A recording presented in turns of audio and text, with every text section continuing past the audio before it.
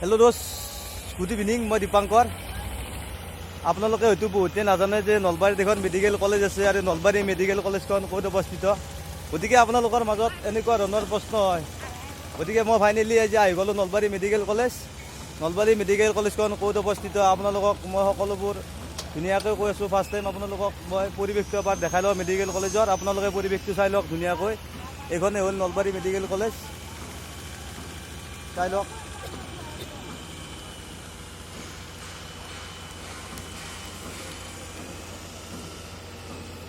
ইয়াতে দাদাহঁতে ৰদ কাটি আছে।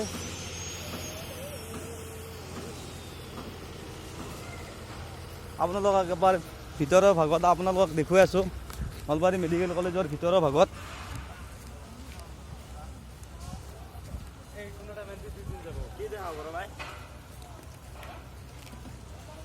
চাই লওক আপোনালোকে ভিডিঅ'টো ধুনীয়াকৈ। কি সুন্দৰ এটা পৰিৱেশ। চাক কাম চলি আছে, বৰজনী চাক কাম চলি আছে, এইবিলাক ধুনীয়াকৈ কাম চলি আছে।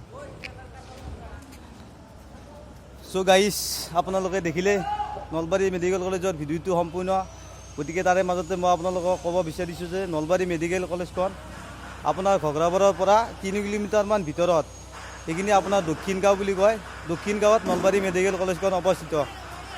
আৰু মোৰ যদি ভিডিঅ'টো আপোনালোকৰ চাই ভাল লাগিছে, লাইক কৰিব, কমেণ্ট কৰিব, ছাবস্ক্ৰাইব কৰিব। ধন্যবাদ।